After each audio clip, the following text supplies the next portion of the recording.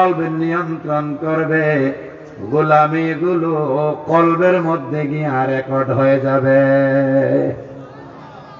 গোলামিগুলো কলবের মধ্যে রেকর্ড হবে। এই জন্য আল্লাহ রাব্বুল আলামিন ইলমে ওহী যেই দ্বারা দিয়া, যেই নিয়ম দ্বারা ইবাদতের বন্দেগীর নিয়ম কারণ আমরা জানবো, ওই মাসআলা মাসআইলের হালাল হারামের জায়েজ না জায়েজের বিধান কোরআনুল কারীম রাব্বুল আলামিন প্রতিটা মানুষের কলবের মধ্যে রাখতে চান। কারণ কলবের মধ্যে যদি আল্লাহর কোরআনের নূর থাকে, ওই কলব কোনদিন জাহান্নামে যাইতে পারে না। কলবের মধ্যে কোরআনের নূর, ওই কলব জাহান্নামে জ্বলতে পারে না। আর কলব যদি জাহান্নামে না জ্বলে, বডি জাহান্নামে যাবে না। কারণ কলব কেন্দ্রিক অল বডি। সুবহানাল্লাহ বলবেন না? আমার কলব হচ্ছে বডির নিয়ন্ত্রণকারী, রিমোট। যেই কলব আমাকে পরিচালিত করে, যেই কলব আমাকে নিয়ন্ত্রণ করে, ওইখানে যদি আল্লাহর কোরআনের নূর থাকে, আল্লাহ রাব্বুল আলামিন যেই জায়গার মধ্যে কোরআনের নূর রেখে দিলেন, ওই ইলমে ওহীর ধারক এবং বাহক কলবে কোনদিন অন্যায় অত্যাচার, কোনদিন আল্লাহ বিরোধী, আল্লাহর বিরুদ্ধে যাইতে পারে না। কারণ হলো কলবের মধ্যে আল্লাহর কোরআনের নূর আছে। সুবহানাল্লাহ। আমার ভাইরা, এবার আরেকটা কথা বলি, গভীর মনোযোগ। তখন বলবেন কলবের মধ্যে একটা আলাদা পাওয়ার আছে। আপনি যখন গুনাহের কাজ করেন, যখন আপনার দ্বারা গুনাহ হয়ে গেল, তখন বোঝা গেল কোরআনের নূর আপনার অন্তর থেকে বের হয়ে গেছে। জায়গা খালি, কোরআনের নূর আপনার অন্তর থেকে বের হয়ে গেল। আপনার অন্তরটা কোরআন শূন্য হয়ে গেল। ব্যাটারি শূন্য হয়ে গেলে মোবাইল চলে, ব্যাটারি শূন্য হয়ে গেলে মাইক্রোফোন চলবে না। তখন আপনি যা ইচ্ছা তাই করতে পারবেন, আপনার বিবেক বাধা দিবে না। কিন্তু কোরআনের নূর যখন আপনার অন্তরে বসে থাকবে, ওই কোরআনের নূর আপনাকে আল্লাহর গোলামি করতে বাধ্য করবে। আমার কলবের মধ্যে থাকবে, ততক্ষণ পর্যন্ত আমার কোরআনুল কারীমের নূর আমার অন্তরটারে পাহারা দিয়ে রাখবে। খবরদার, আমি আসি, জাহান্নামের কাজ করা তার পক্ষে সম্ভব না। এই জন্য যারা গুনাহ করেন, গুনাহগারের অন্তরের মধ্যে ইলমে ওহী থাকে না। ইলমে ওহী মানে আল্লাহর কোরআনের নূর। নাপাক জায়গায় কিন্তু আল্লাহর কালাম থাকে না। কথা বলেন ঠিক কিনা? বন্ধুরা আমার, গুনাহর কারণে যাদের কলবের মধ্যে দাগ পড়ে যায়, ওই কলব থেকে, অন্তর থেকে আল্লাহ তাআলা কোরআনের নূর ছিনাইয়া নিয়ে যায়। ওই অন্তর থেকে আল্লাহ কোরআনের নূর ছিনাইয়া নিয়ে যায়। কোরআনের নূর যদি আল্লাহ ছিনাইয়া নেয়, তাহলে ব্যাটারি ছাড়া একটা মোবাইল মাস 2 মাস যদি ফেলে রাখেন, জঙ্গার ধরবে, নষ্ট হয়ে যাবে। এটা চালু না তো, একটা মেশিন। যদি 6 মাস আপনি স্টারিং বন্ধ করে রাখেন, 6 মাস পরে হঠাৎ স্টার্ট দিবেন, দেখবেন অনেক জিনিস পার্টস গুলো টাস করে ছিঁড়ে যাচ্ছে, অথবা ভেঙে যাচ্ছে, অথবা দুর্বল হয়ে গেছে, চলে না। ঠিক তেমনি ভাবে আপনি যদি দীর্ঘদিন আপনার কলবের মধ্যে কোরআনের নূর না ঢুকান, আপনার কলব অকেজু হয়ে যাবে। আপনার দুনিয়াতে কয়েকটা সার্টিফিকেট, ডবল খানেক পিএইচডি ডিগ্রির সার্টিফিকেট তার জীবনের মধ্যে আছে, এরপরেও মাঝে মধ্যে দেখা যায় এমন কথা তার মুখ থেকে বের হয়, কথাগুলো শুনলে বোঝা যায় জীবনেও কালিমা পড়ে নাই। কথাগুলো শুনলে বোঝা যায় লোকটা মুসলমান না। ঠিক কি না? এমন কথা তার জবান দিয়ে বের হয়, যেই কথা শোনার পরে বোঝা যায় লোকটা ইহুদি না খ্রিস্টান। আমার একটা আলিফের নূর যে ঢুকবে, আলিফ থেকে নিয়ে আইয়া পর্যন্ত 29টা হরফ। একটা হরফের নূর যদি তার অন্তরের মধ্যে ঢুকত, অন্তত পক্ষে কোরআন সমর্থন করে না এমন কথা তার জবান দিয়া বের হতো না। কোরআনের সাথে মিলে না এরকম কথা বড় বড় শিক্ষিত লোকেরা জাতির সামনে বলে কিনা? কথা বুঝতেছেন না আপনারা? বলেছেন এই কথা কোরআন বিরোধী, আপনি 24 ঘন্টার ভিতরে তওবা করে আল্লাহর কাছে সারেন্ডার হয়ে যান। আপনি এত বড় একজন নেতা, রাগ করতেছেন আপনারা? বুঝানোর জন্য বলছি। জিহাদের যদি গুরুত্ব কম হতো, সাহাবায়ে কেরাম কাফেরের তরবারির সামনে জবাই হতো না। মাল দিয়া, জান দিয়া, সব দিয়া যদি সংগ্রাম করা হয়, তাইলে বোঝা গেল ইসলামে জিহাদের মর্যাদা আছে না নাই? জিহাদের গুরুত্ব আছে না নাই? গুরুত্ব না থাকলে তো নবী রক্ত দেওয়ার কথা না, বুঝেন নাই? দান দান শহীদ করেছেন, এই কথাটা এই জন্য বললাম।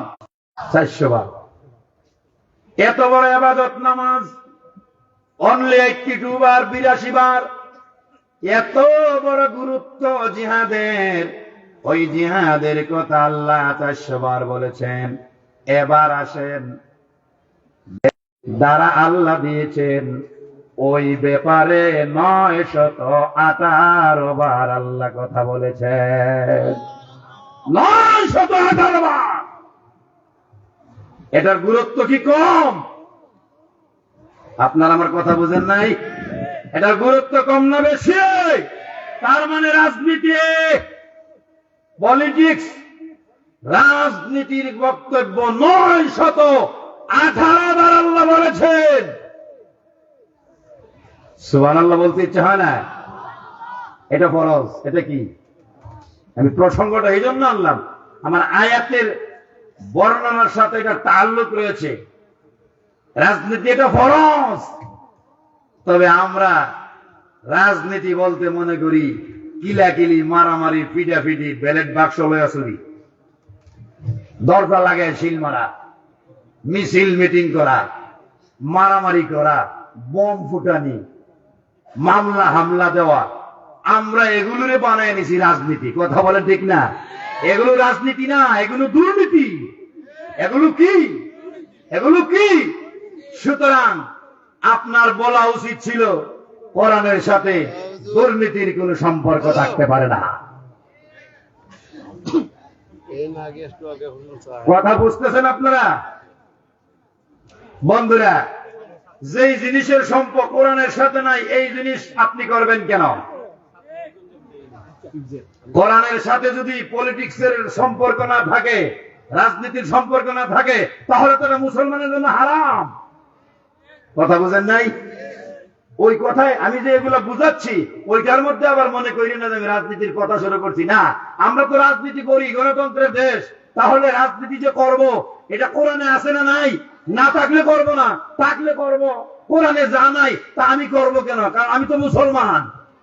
আমরা যখন গণতন্ত্রের দেশ, আমরা যখন রাজনীতি করি, যেটা করি এটা কোরআনে আছে না নাই দেখতে হবে না? না থাকলে আমি করব কেন? আর থাকলে আমি করব না কেন? হাজী সাহেব, গাজী সাহেব, আলেম, মুফতি, মুফাসসির, ইমানদার, নামাজি, আল্লাহওয়ালা, এই লোকগুলা রাজনীতি করে না? কোরআনে যেটা নাই এটা মুফতি সাহেব করে কেন? কোরআনে যেটা নাই এটা আলহেরার ভাইস প্রিন্সিপাল সাহেব এত বড় আলেম করবেন কেন? কোরআনে যেটা নাই এটা মামুনুল হক করবে কেন? কোরআনে যেটা নাই এটা রফিকুল ইসলাম মাদানী করবে কেন? কথার কথা। কোরআনে যেটা নাই এটা বক্তারা, আলেমরা করবে কেন? তো আলেমরা কি কোরআন বিরোধী? কথা বলেন না কেন? তাহলে আলেমরা যেটা করে নিশ্চয়ই কোরআনে আছে। আর আপনি বলতেছেন কোরআনের সাথে এটার কোনো সম্পর্ক নাই। তার মানে কোরআনের সাথে পলিটিক্সের সম্পর্ক আছে, রাজনীতির সম্পর্ক আছে। আপনার কথার দ্বারা আমরা বুঝতে পারলাম কোরআনের সাথে আপনার কোনো সম্পর্ক নাই। আপনি কোন দলের সেটা আমার দেখার বিষয় না। আপনি লক্ষ লক্ষ মানুষের নেতা, বিশাল বড় একটা দলের কান্ডারি। আপনার কথার কারণে ওই দলের নামাজি লোক কলঙ্কিত হয়ে গেল। আপনার কথার কারণে ওই দলের হাজী সাহেব কলঙ্কিত হয়ে গেল। আপনার কথার কারণে যে আলেম দলটা সমর্থন করে ওই আলেম কলঙ্কিত হয়ে গেল। আপনার কথার দ্বারা বোঝা গেল কোরআনের সাথে আপনার কোনো সম্পর্ক নাই। পরিষ্কার। বাংলার মানুষ বুঝে গেছে আপনার প্রতি বড় আশা ছিল, আপনি গুড়ে বালি করে দিলেন। আপনার দিকে তাকানোর আর টাইম নাই। রাগ করতেছেন আপনারা? আমি এই কথাটা বললাম, যেই লোকের অন্তরে কোরআনের নূর আছে এই লোক কথা বলবে আল্লাহর দিকে তাকায়া, রসুলের দিকে তাকায়া। এমন কথা বলবে না যেই কথা ইসলামের উপরে আঘাত আনে, এমন কথা বলবে না যেই কথা রসুলের চরিত্রের উপরে আঘাত আনে। কোরআনের সাথে রাজনীতির সম্পর্ক না থাকলে 10 বছর বিশ্ব নবী, বিশ্ব নেতা রাহমাতুল্লিল আলামিন রাজনীতি করলেন কেন? আপনি জবাব দিয়ে যান। ফাজলামি পাইছেন? ওদের মতো হতে চান আপনি, তাই নাকি? ওদের মতো হতে চান? জায়গা হবে না বাংলাদেশে। রাস্তা ক্লিয়ার হয়ে গেছে। এরকম কথা না বলে মানুষের যেন ঈমান মজবুত হয়, দুর্নীতিমুক্ত বাংলাদেশ হয়। আমরা চাই কি চাই না? আমরা দুর্নীতিমুক্ত বাংলাদেশ গড়তে গিয়া আল কোরআন হাতে লইয়া লড়তে হলে লড়বো, মরতে হলে মরবো। আরো যদি 100 জন ফাঁসির মঞ্চে যেতে হয়, কোরআন লইয়া মঞ্চে ফাঁসি যাইতে প্রস্তুত আছি। কথা বলে ঠিক কিনা? অভ্যাস হয়ে গেছে আমাদের, আর এই পথে যাইতে আমাদের ভয় নাই। কথা বুঝতেছেন? সুতরাং শান্তির শুভ লক্ষণ দেখা দেওয়ার শুরু করেছিল। শুরুতেই আপনি যা বলতেছেন, আপনি সহ আপনারা, হবে না, ভালো হবে না, পরিণতি ভালো হবে না। সাবধান। আমার বন্ধুগণ, বলছিলাম যার অন্তরে কোরআনের নূর আছে সে লোক আল্লাহ বিরোধী, রসুল বিরোধী কথাও বলতে পারে না, কাজও করতে পারে না। কথা বলেন ঠিক কিনা? যার অন্তরে কোরআনের নূর নাই, বলছিলাম যা মনে চায় তাই করতে পারে। হয় না? আমাদের দেশে হয় না? পঞ্চায়েতে, মহল্লায়, এলাকায়, দেশে, বস্তিতে, নগরে, বন্দরে ইসলাম বিরোধী কাজ যা মনে চায় তা করে। এমন লোক আছে না নাই? বুঝতে হবে তার ভিতরে কোরআনের নূর নাই। রাগ করতেছেন? একটু জিকির করেন, লা ইলাহা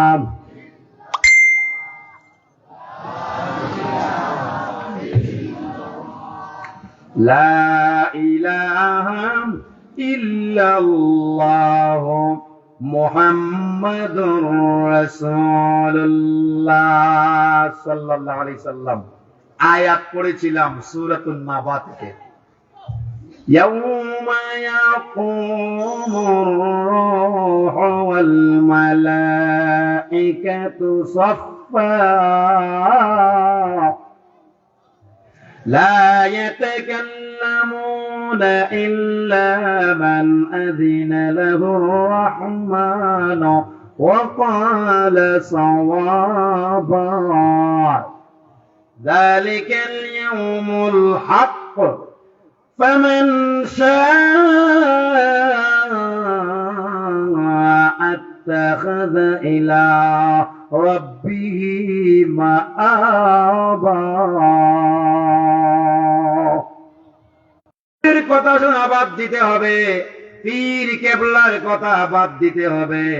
সবার আগে আমার আল্লাহ কি বলেছেন ওইটা আপনার দিলের মধ্যে, ওই কথা লইয়া মাঠে নামেন।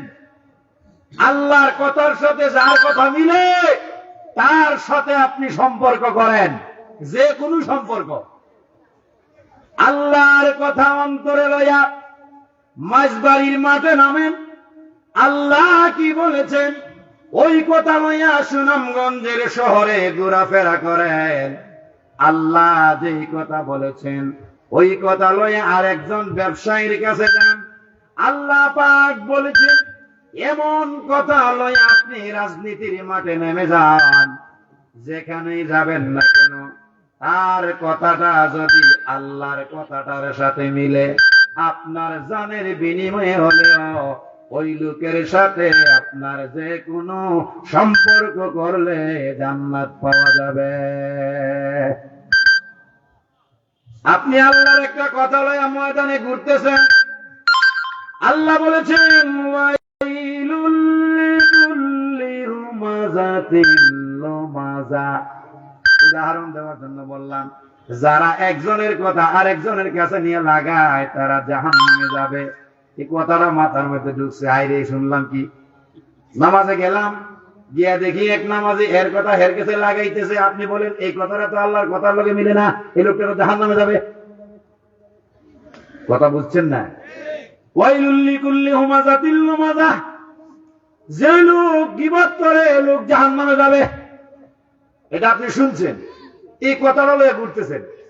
এখন যার কাছেই যান, গিয়ে দেখেন লোকটা অন্যের গীবত আপনার কাছে করতেছে, এই লোকটা তো জাহান্নামে যাবে। আপনি সার্টিফিকেট আপনার কাছে আছে না? আছে না নাই? আপনি শুনছেন তো, ওয়াইলুল লিকুল্লি হুমাযাতিল লুমাযা, সামনে পিছনে যারা নিন্দা করে, গীবত করে, চুগলখড়ি করে, এরা জাহান্নামে যাবে। এই কথাটা আপনি জানেন নাই? জানেন তো ঘুরতেছেন। এখন একজন লোক আপনার কাছে আরেকজনের মন্দ বলতেছে, গীবত করতেছে, চুগলখড়ি করতেছে, আপনি মনে মনে বলবেন সকালে তো জানলাম ওয়াইলুল লিকুল্লি হুমাযাতিল লুমাযা, আসামি তো পাইছি, হে তো আমার কাছে গীবত করে, হে তো আমার কাছে চুগলখড়ি করতেছে, সুতরাং আপনি তাকে বলে দিবেন আপনি তো জাহান্নামে যাচ্ছেন। বলে কেন? বলে ওয়াইলুল লিকুল্লি হুমাযাতিল লুমাযা, কালকা বইলে শুনছি এর কথা হের কাছে, এর কথা হের কাছে যে বলে এই লোকটা জাহান্নামে যাবে। কোরআনের কথা, আল্লাহর কথা, আল্লাহর কথা অনুযায়ী আপনি তো যোগী, বলা যাবে না। কিন্তু যে লোকের কাছে স্বভাব পাওয়া যাবে না, ওই লোকের কাছে আপনি যান। আমি বুঝাইতে চাইলাম, আল্লাহ বলেছেন এই কথাটা লইয়া আপনি ময়দানে ঘোরাফেরা করেন, যেখানে যার জন্য যাবেন আল্লাহর ওয়াকুনু মা'আস সাদিকিন। আল্লাহ রাব্বুল আলামিন বলে, ঈমানদারেরা আমি আল্লাহকে ভয় করো, আর যারা সত্যবাদী তাদের সাথে চলো। এখানে সত্যবাদী অর্থ হলো যারা আমি আল্লাহর আইন, আমার বন্ধুর তরিকা মানে তাদের সাথে চলাফেরা করো। কারণ আমার আইন যারা মানে তারা মিথ্যা বলতে পারে না। আমার নবীর তরিকা যার মধ্যে আছে সে মিথ্যা কথা বলবে না। কথা বলেন ঠিক কিনা? যেই লোক আল্লাহ মানে, রসুল মানে, কোনোদিন মিথ্যা কথা বলতে পারে না। যেই লোক মিথ্যা কথা বলে না, লোকটা সত্যবাদী। আমার বন্ধুগণ, এবার আমি বলি, আল্লাহ বলতেছেন, মনোযোগ আছে না নাই? ইয়াউমা ইয়াকুমুর রূহু ওয়াল মালাইকাতু সাফফা। আল্লাহ তাআলা বলেন ওই দিন, তার মানে হাসরের দিন। কোন দিন? কথা বলেন। হাসরের ময়দানে সমস্ত ফেরেশতা এবং রূহ, সমস্ত ফেরেশতা এবং রূহ আমি আল্লাহর সামনে কাতার ধরে দাঁড়াবে। আমি আল্লাহর সামনে কাতার ধরে দাঁড়াবে। সুবহানাল্লাহ। এক পয়েন্ট কথা, প্রথম কথা। দুই নম্বর, লা ইয়াতাকাল্লামুনা ইল্লা মান আযিনা লাহুর রাহমানু ওয়া ক্বালা সাওয়াবা। দুই নম্বর বারে আল্লাহ বলেন ওই দিন আমার সামনে যারা দাঁড়াবে, আমি আল্লাহর পারমিশন ছাড়া, আমি আল্লাহর অনুমতি ছাড়া আমার সামনে কেউ কোনো কথা বলতে পারবে না। তিন নম্বর পয়েন্ট, যালিকাল ইয়াউমুল হক। আল্লাহ তাআলা বলেন ওই দিনটা যে আসবে এটা মিথ্যা না, 100% সত্য। ওই দিনটা আসবে, আসবে, আসবে। সুবহানাল্লাহ। চতুর্থ পয়েন্টের কথা বুঝতেছেন আপনারা? চতুর্থ পয়েন্টের কথা, ফামান আত্তাখাযা ইলা রাব্বিহি মাআবা। শেষ পর্যন্ত আল্লাহ বলতেছেন, ও মাঝদারের ঈমানওয়ালারা, সুনাম বংশধরের ঈমানওয়ালারা, শুনো শুনো শুনো, আমি আল্লাহর কথা শুনো। হাসরের ময়দানে আমার সামনে আসার আগে তোমার যদি মনে চায় ওই দিনের জন্য তুমি রেডি হয়ে যাও। সুবহানাল্লাহ বলেন। কথা এখানে থাইকা, কথা কয়টা? এই ছেলেরা কথা এখানে, কথা বুঝতেছেন আপনারা? কথা এখানে কয়টা? 1 নম্বর হলো আল্লাহর সামনে যাওয়া লাগবে, লাইন ধরে দাঁড়াইতে হবে, 1 নম্বর কথা।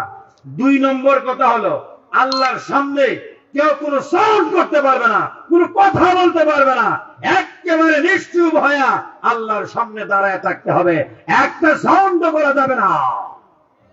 কি মনে করতেছেন?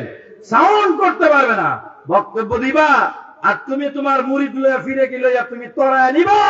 আল্লাহ বলেন সাউন্ড করা যাবে না, একটা কথা বলা যাবে না। তোমার দলের মানুষ লইয়া তুমি কোথায় যাবে? আল্লাহর পারমিশন ছাড়া একটা সাউন্ড করা যাবে না। যেই দিন, ওই দিনের নাম হাসরের দিন। যাওয়া লাগবে তো মনে করেন? 3 নম্বর পয়েন্টের কথা আল্লাহ বলেন, তোমরা হয়তো অবিশ্বাস করতে পারো, আল্লাহ সাথে সাথে বলে দিলেন যালিকাল ইয়াউমুল হক, অবশ্যই ওই দিন আসবে, ওই দিন আসবে সময়ের ব্যবধানে। 4 নম্বর পয়েন্টের কথা হলো ওই দিন কিন্তু আমার সাথে ফাইনাল খেলা হবে, ফাইনাল খেলা হবে। প্রস্তুতি গ্রহণ করো, সময় কিন্তু আসতেছে, আমার সামনে মোকাবিলা করতে হবে। আমার সামনে মোকাবিলা করতে হলে যা যা প্রয়োজন, মাইজবাড়ি থাকতে, সুনামগঞ্জে থাকতে রেডি হয়ে যাও। মাটির তলে গেলে রেডি হওয়ার দেয়ার ইজ নো সোর্স, কোন সুযোগ থাকবে না।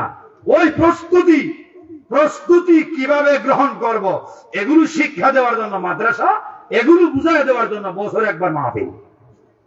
আখিরাতের প্রস্তুতি কিভাবে গ্রহণ করব, এটা বুঝাই দেওয়ার জন্য, প্রস্তুতি শিক্ষা দেওয়ার জন্য ওই রকম মানুষ তৈরি করার কারখানা হলো মাদ্রাসা। আর বছরে একবার আপনাদের সামনে ওই প্রস্তুতিটা কিভাবে নিতে হবে, ওই কথাগুলো বুঝিয়ে দেওয়ার জন্য লক্ষ টাকা খরচ করে মাহফিলের ব্যবস্থা করা হয়। দুইটার দরকার আছে না নাই? কথা বলেন না কেন? আমার বন্ধুগণ, এবার আসুন, রব্বুল আলামিন এই যে 4টা কথা বলেছেন, এই কথাগুলো কার জন্য বলেছেন, কাকে বলেছেন? আল্লাহ বলেন, নবী হে, এই কথাগুলো শুদ্ধা আমি আল্লাহ রাব্বুল আলামিন আপনার কাছে যত কথা নাজিল করেছি, সমস্ত কথাগুলো মানুষের কেন্দ্র করে আমি আল্লাহ নাজিল করলাম। কোরআন হলো, কোরআনের কেন্দ্রীয় বিষয় হলো মানুষ। একটা প্রশ্ন আমি করি, জবাব আমি দিয়ে দেব। প্রশ্নটা হলো, হুজুর, প্রত্যেকটা সাবজেক্টের মধ্যে নির্ধারিত একটা বিষয় আলোচনা করা হয়। কেমিস্ট্রিতে রসায়নের ব্যাপারে আলোচনা করা হয়, এরপরে ফিলোসফিতে দর্শন শাস্ত্রের ব্যাপারে আলোচনা করা হয়, ইকোনমিকে অর্থনীতি নিয়ে আলোচনা করা হয়, সোশিয়াল সায়েন্সে বিজ্ঞান সামাজিক বিজ্ঞান নিয়ে আলোচনা করা হয়, ইসলামিক হিস্ট্রিতে ইতিহাস নিয়ে আলোচনা করা হয়। এবার যদি প্রশ্ন করেন, হুজুর, কোরআনে কি নিয়ে আলোচনা করা হয়েছে? কোরআনের আলোচ্য বিষয় হলো আশরাফুল মাখলুকাত, মানুষ। মানুষ কোরআনের আলোচ্য বিষয়। সুবহানাল্লাহ বলবেন না? জঙ্গলের বিরাট বড় হাতি, এটা কোরআনের আলোচ্য বিষয় না? এত বড় বিশাল আকাশ, এটা কোরআনের আলোচ্য বিষয় না? এত বড় সুন্দর জমিন, এটা কোরআনের কেন্দ্রীয় সাবজেক্ট না? বিশাল বড় পাহাড়, সমুদ্র, সমুদ্রের তিমি মাছ, বিশাল বড় বড় ফেরেশতার বাহিনী, এগুলো আল্লাহর কোরআনের আলোচ্য বিষয় না? আল্লাহ বলেন 30 পারা কোরআনের মধ্যে মানুষের ব্যাপারে আমি আল্লাহ আলোচনা করলাম। কোরআনের কেন্দ্রীয় বিষয় হলো মানুষ। সুবহানাল্লাহ, কত পাওয়ার মানুষের! আল্লাহু আকবার বলেন। মানুষ হলো কোরআনের কেন্দ্রীয় আলোচ্য বিষয়। তাইলে বোঝা গেল কোরআনে শুধু মানুষের কথা, মানুষের কথা, মানুষের কথা। এবার যদি বলি, আল্লাহ আপনি শুধু মানুষের কথা কেন বললেন? রব্বুল আলামিন বলেন, ওয়া মা খালাকুতুল জিন্না ওয়াল ইনসা ইল্লা লিয়াবুদুন। মানুষকে আমার গোলামির জন্য তৈরি করেছি, আর যত কিছু দেখো সব হলো মানুষের গোলাম। দুনিয়ার সব মানুষের গোলাম। মানুষ হলো কার গোলাম? মানুষ কার গোলাম? এটা বুকের কথা না মুখের কথা? বুকের কথা। মানুষ হলো আল্লাহর গোলাম, মানুষ হলো আল্লাহর গোলাম। শুধু কি আমরা মানুষ আল্লাহর গোলাম? আদম থেকে নিয়া কিয়ামত পর্যন্ত নবী রাসূল সাহাবায়ে কেরাম লাগাইয়া যত সিরিয়ালের, যত সেক্টরের, যত মানুষ পৃথিবীতে আসবে সব কার গোলাম? আমাদের নবী কার গোলাম ছিলেন? বলেন না, বলেন না। আল্লাহর গোলাম আমাদের নবী। অনেকে তো আমাদের নবীর মানুষ বলতেই রাজি না। আমার মতো অনেক সল্টমার্কা বক্তা আছে যারা আমাদের নবীকে মানুষ বলতে রাজি না। কিছুদিন আগে, নাম বলবো না, এক বক্তা মঞ্চে আমি বসা, আমি একটু পরে আলোচনা করব, হুজুর বলতেছেন যে নবী যে নূর, এত দলিল দিলাম, এরপরও যদি কেউ নবীরে মানুষ কয়, আমি বলবো নবী নিজে আল্লাহ। কি বাপ দেখছেন, কি বাপ! অতিভক্তি সুরের লক্ষণ। আল্লাহ কয়ে সমস্ত নবী মানুষ। আর ওই দিন আলাউদ্দিন জিহাদি সাহেব, আমি তো এত বড় বক্তা না, ইউটিউব আমার কথা যাবেও না, উনি বলেছেন আল্লাহ কি মানুষকে নাকি মাটি দিয়ে তৈরি করে নাই? কি দিয়ে তৈরি করলেন? লাকাদ খালাকনাল ইনসানা ওয়া লাকাদ খালাকনাল ইনসানা মিন সুলালাতিন মিন তিন। তিনি দলিল দিলেন তিনের ভিটামিন দিয়া, তিনের নির্যাস দিয়া আল্লাহ মানুষ বানাইছেন। ওইদিকে আমি যাচ্ছি না। এত বড় বড় মাপের বক্তারা ইদানিং এমন কিছু বলতেছে যেগুলো শোনার পরে কিংকর্তব্য বিমূঢ় হয়ে যায় আমরা। আল্লাহ নাকি মানুষকে মাটি দিয়ে বানান নাই, কি দিয়ে বানাইছে আল্লাহ জানে। তো নবীরও মাটি দিয়ে বানায় নাই, উম্মতও মাটি দিয়ে বানায় নাই, বানাইলো কি দিয়া? এগুলো বিভ্রান্তিকর কথা। এগুলো কি কথা? কোরআনের যত জায়গায় মানুষের কথা আছে আল্লাহ বলেন মাটি দিয়ে বানাইছে। কথা বুঝতে পারছেন আমার বন্ধুগণ? আল্লাহ রাব্বুল আলামিন বলেন, ও মাসবাড়ির মানুষ, আমার কথা শুনো।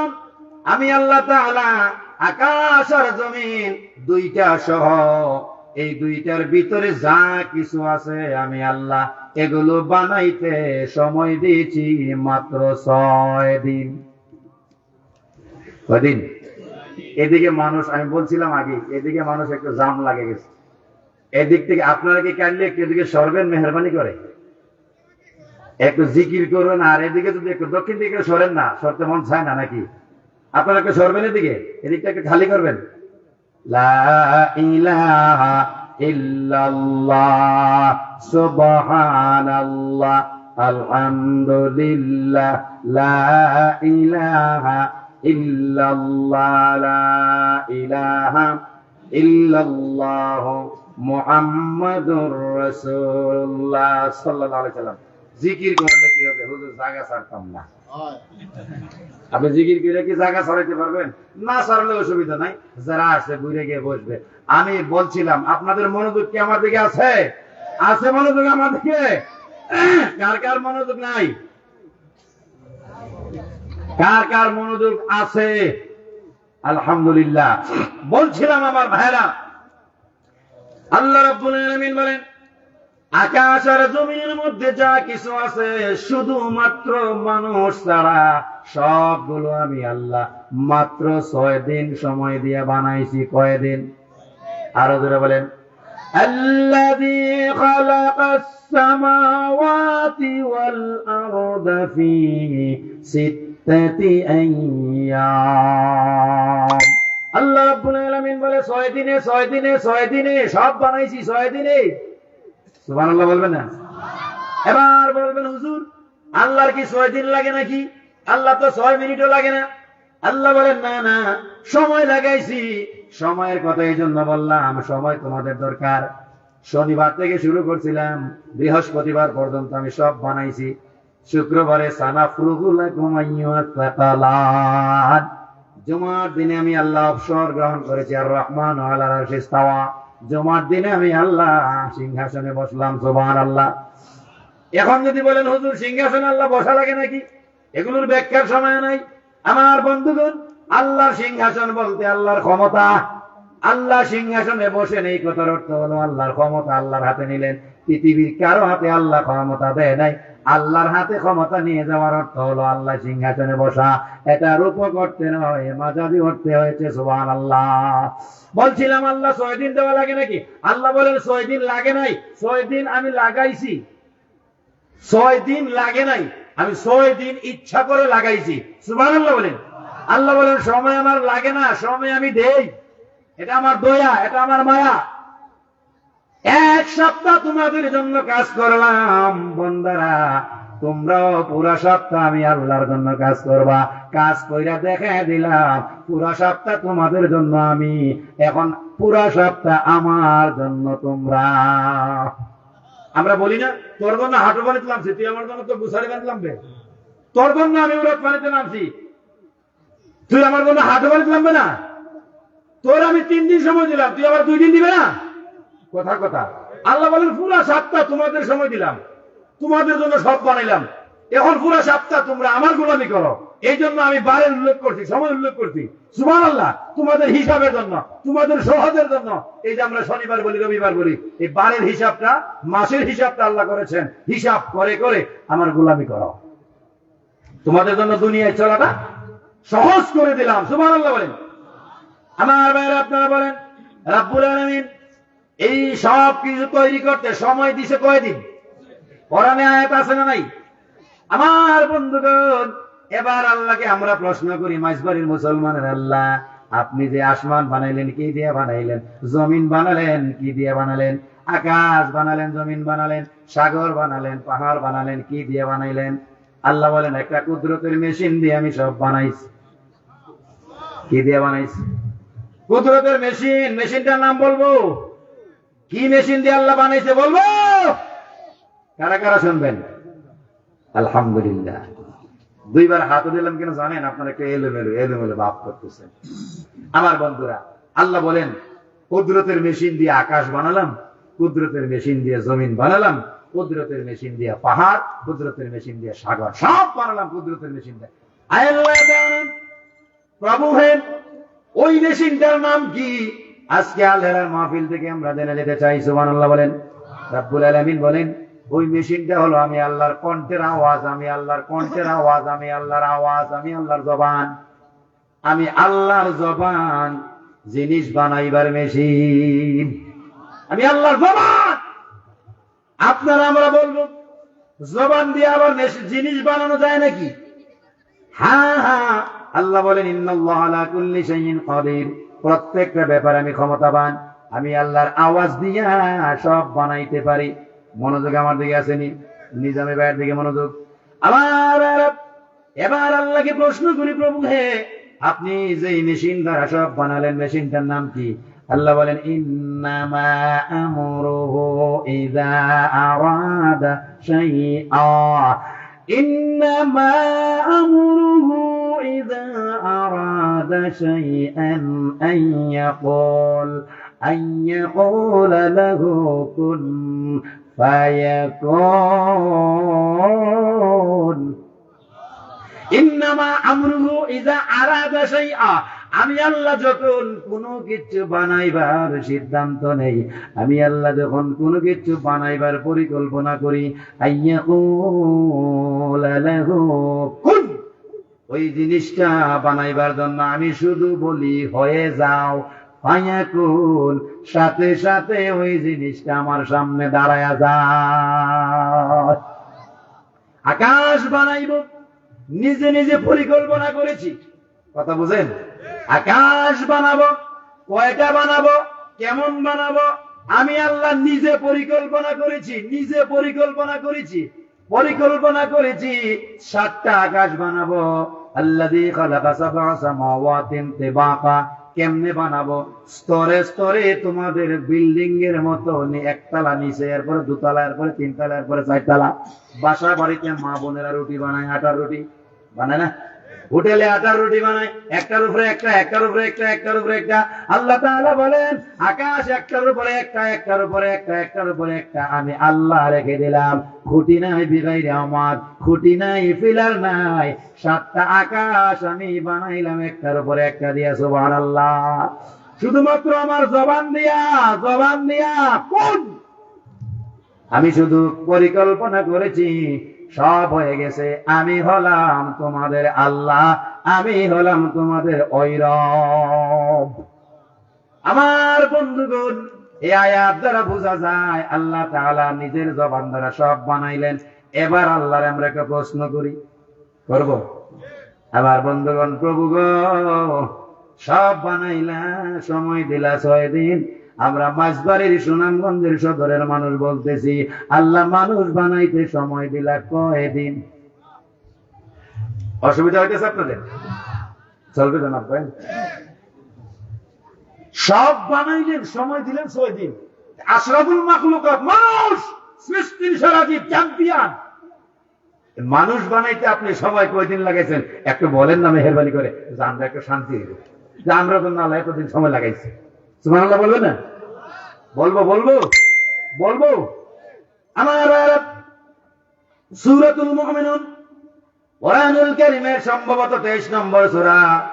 ওই সূরার মধ্যে প্রথম পৃষ্ঠায় মাঝামাঝি সময়ে, মাঝামাঝি জায়গায় 4-5টা আয়াত আছে। ওই আয়াতগুলো যদি পড়েন তাইলে উত্তর পেয়ে যাবেন এক একটা মানুষ বানাইতে আল্লাহ সময় লাগাইছে কতদিন। সুবহানাল্লাহ বলবেন। কোম্পানিগঞ্জে আমরা তো আর কোরআন পড়ি না, অর্থ পড়তে জানি না। আপনি যেহেতু মাহফিলের মধ্যে কথাটা তুলছেন, আপনি বলে দেন আমরা জেনে ফেলি, এরকম ধারণা হবে আমরা কোন সময় বাসায় যাবো, কোন সময় পড়বো। আপনি বলে দেন, মনটা শান্তি হবে, বালিশ লইয়া শান্তি মতো ঘুমামো। বলবো সূরাটা কাদ আফলাহাল মুমিনুন আল্লাযীনা হুম ফী সালাতিহিম খাশিউন। একটা সূরা আছে না নাই?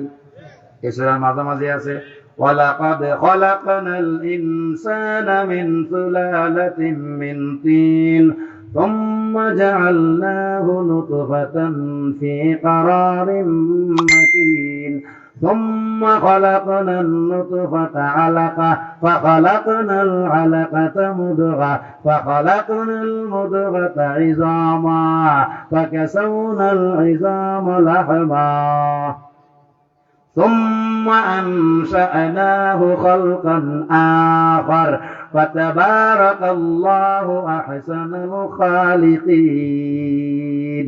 الله أكبر. এই আয়াতগুলোর মধ্যে আল্লাহ বলেছেন মানুষ বানাইতে কতদিন সময় দিলাম। আমার ভাইরা মুফাসসিরিন কিরাম এই আয়াতের তাফসীর করতে গিয়ে বলেন, একটা মানুষ বানাইতে গিয়ে সব মানুষ না। এর আগে আরেকটা কথা, আল্লাহ বলেন আমি সেই আল্লাহ, আমি সেই রব। 3টা ক্যাটাগরিতে মানুষ বানাইছি, 3টা ডিজাইনে মানুষ বানাইছি, 3টা নিয়মে মানুষ বানাইছি, 3টা পদ্ধতিতে আমি আল্লাহ মানুষ বানাইছি। একটা হলো আদম বানাইছি এক পদ্ধতিতে, আর একটা হলো হাওয়া বানাইছি আরেক পদ্ধতিতে, 3 নম্বরে মাঝবাড়ির মানুষ বানাইছি আরেকটা সিস্টেমে। সুবহানাল্লাহ। মানব সৃষ্টির রহস্য, সায়েন্স এন্ড টেকনোলজি, বিজ্ঞান এবং তথ্য প্রযুক্তির সেই গবেষণায় মানুষ বানাইবার যে রহস্য, এটার মধ্যে আয়াতগুলো সেটিং দেওয়া হয়। আমার বন্ধুরা, আল্লাহ বলেন আদম বানাইলাম এক সিস্টেমে, আপনাদের জানা আছে। 2 নম্বরে হাওয়া বানাইলাম আরেক সিস্টেমে, তাও আপনাদের জানা। এবার হলো আদম আর হাওয়ার সন্তান বানাইলাম আরেক সিস্টেমে। সুবহানাল্লাহ। সকলে বলেন সুবহানাল্লাহ। এবার আমি বলি, আল্লাহ রাব্বুল আলামিন বলেন একটা মানুষের জন্য, একটা মানুষের জন্য, গভীর মনোযোগ, একটা মানুষের জন্য আমি আল্লাহ রাব্বুল আলামিন কমের মধ্যে 180 দিন সময় দিলাম। একটা মানুষের জন্য অন্তত পক্ষে, কম পক্ষে 100 কথা বলেন 130 দিনে যদি মাস হয়, 180 দিনে কয় মাস? 6 মাস, 318। 30 দিনে যদি মাস হয়, 180 দিনে কয় মাস? আল্লাহ বলেন কমপক্ষে 6 মাস সময় দিছিলে মাঝবাড়ির মুসলমান একটা মানুষ বানাইতে। সুবহানাল্লাহ বলেন। আল্লাহ একটা মানুষের জন্য 6 মাস। আল্লাহ বলেন কারো জন্য সময় দিছি 7 মাস, কারো জন্য 8 মাস, কারো জন্য 9 মাস, কারো জন্য 9.5 মাস, কারো জন্য 10 মাস, কারো জন্য 10 মাস 10 দিন, কারো জন্য 9 মাস 9 দিন। আমি যাকে যতদিন দেওয়ার প্রয়োজন ততদিন সময় দিও। মায়ের গর্ভ নামক ফ্যাক্টরি থেকে মাঝবাড়িতে আল্লাহ, আমি সে আল্লাহ।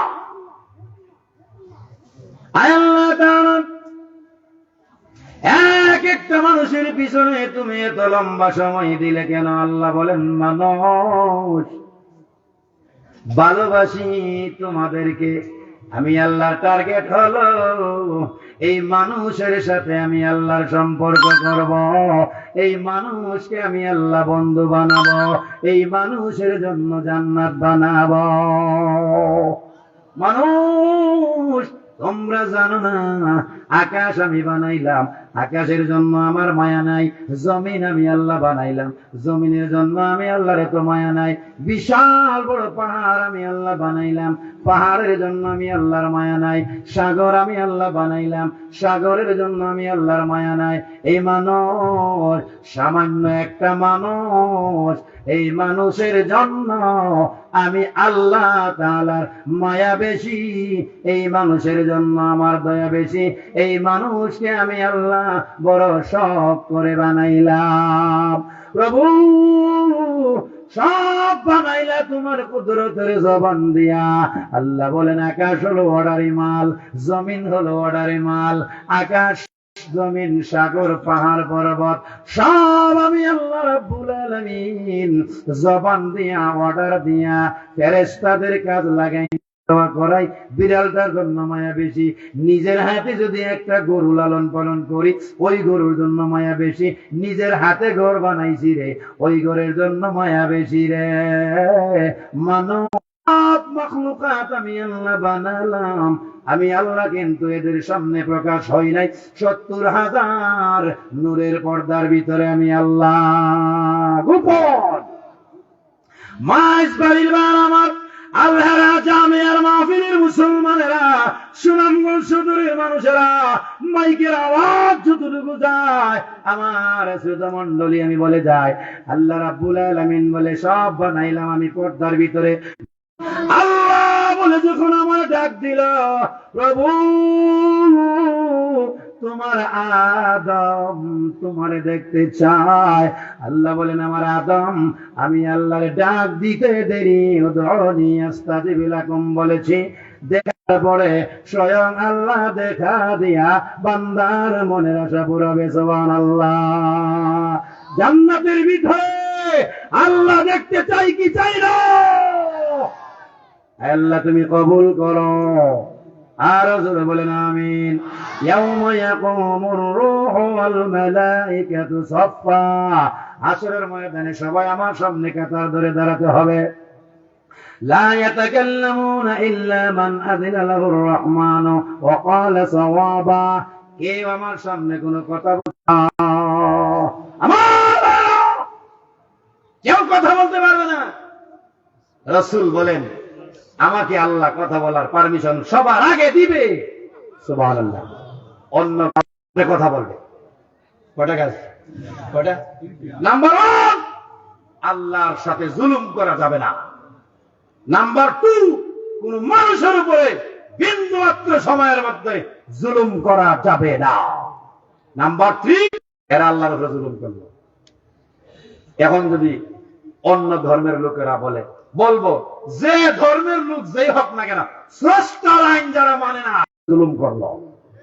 আর মানুষের উপরে কিভাবে জুলুম করা হয় এই কথা বলার আমার সময়। নফসের উপরে জুলুম, গুনাহ করতে করতে জাহান্নামের আখড়া। ঘুমাইবার কথা 8 ঘন্টা, ঘুমায় 2 ঘন্টা। বিভিন্ন ধরনের অশ্লীলতা, বেহায়াপনা নিয়ে মস্ত থাকে। বিশেষ করে এই যে মোবাইলটা 2টা, 2:30, 3টা আমার গাড়ি ছাপ্পা দেয়। আমি দেখি কোন ব্রিজের কাছে, কোন পয়েন্টে, কোন এলাকায়, কোন ছেলেরা কয়টার সময় এই মোনাজাত ধরে দাঁড়িয়েছে রাস্তায়। তো গাড়ি আমার যা ড্রাইভারকে, হুজুর দেখছেন নি? আমি কি তাহাজ্জুদের মোনাজাত ধরছে? কথা কইস না। কথা আমার শেষ, কথা আমার শেষ। যাদের বলে ঠিক কিনা আল্লাহ তাআলা তৌফিক দান করুক। সকলে বলে আমিন। ওয়া আখিরু দাওয়ানা আলহামদুলিল্লাহি রাব্বিল আলামিন। আসসালামু আলাইকুম ওয়া রাহমাতুল্লাহি ওয়া বারাকাতুহু।